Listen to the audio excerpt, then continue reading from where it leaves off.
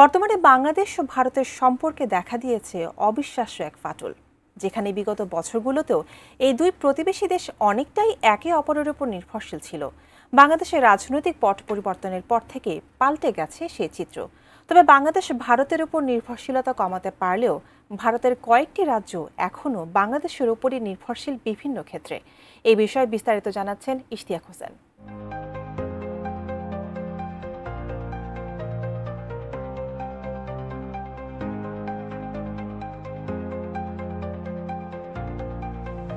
বর্তমানে ভারতের ত্রিপুরা রাজ্য বাংলাদেশি পণ্যের উপর ব্যাপকভাবে নির্ভরশীল হয়ে পড়েছে।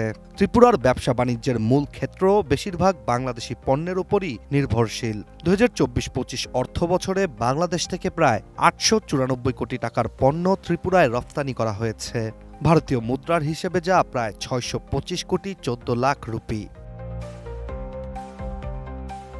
কিন্তু একই বছরে ত্রিপুরা থেকে বাংলাদেশের আমদানি করা পণ্যের পরিমাণ মাত্র 51 কোটি 52 লাখ টাকার। ত্রিপুরা রাজ্যের ব্যবসা যে কতটা বাংলাদেশের উপর নির্ভরশীল তা এই সমীকরণে খুব সহজেই বোঝা যায়। আর এমন সব তথ্য উপস্থাপন করেই ত্রিপুরা রাজ্যের দৈনিক পত্রিকা ডেইলি দেশের কথা একটি প্রতিবেদন প্রকাশ করেছে। প্রতিবেদনটিতে আরও উল্লেখ করা হয়, প্রতি বছর বাংলাদেশ এবং ত্রিপুরার মধ্যে আমদানি রপ্তানির পরিমাণে ব্যাপক পার্থক্য দেখা যাচ্ছে বর্তমানে।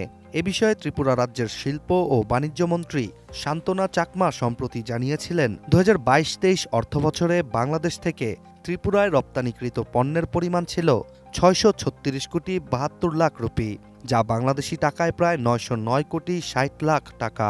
আর 2023-24 সালে এটি বেড়ে দাঁড়ায় 703 কোটি 67 লাখ রুপিতে।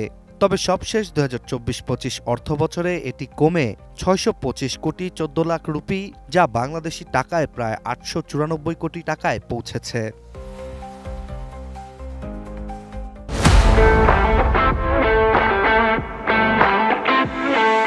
অন্যদিকে ত্রিপুরা রাজ্য থেকে বাংলাদেশের রপ্তানির পরিমাণও কমে যাচ্ছে। 2022-23 সালে ভারতের ত্রিপুরা থেকে বাংলাদেশের রপ্তানি ছিল 173 কোটি 38 লাখ টাকার সমপরিমাণ পণ্য, যা 2024-25 অর্থবছরে কমে 71 কোটি 52 লাখ টাকায় পৌঁছেছে। বাংলাদেশ থেকে ত্রিপুরায় রপ্তানি করা সব পণ্যের মধ্যে অন্যতম হচ্ছে মাছ।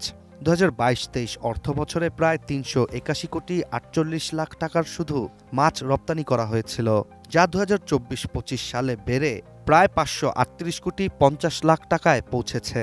মাছের পরে আরও অন্যান্য পণ্যের মধ্যে রয়েছে cement, LPG, PVC pipe, plastic সামগ্রী, ইস্পাত শিট, রড, খাবারের পণ্য, কাঠ ও ধাতুর আসবাবপত্র সহ বেশ কিছু পণ্য ত্রিপুরার বাজারে বাংলাদেশ থেকে রপ্তানি করা হয়ে থাকে। এছাড়া ত্রিপুরা রাজ্য থেকে বাংলাদেশে রপ্তানির মধ্যে রয়েছে গম, জিরা, আদা, পেঁয়াজ, টকজাতীয় ফল এবং আগরবাতির মতো কিছু পণ্য। 2022-23 সালে 116 কোটি 50 লাখ রুপি মূল্যের গম ত্রিপুরা থেকে বাংলাদেশ আমদানি করেছিল।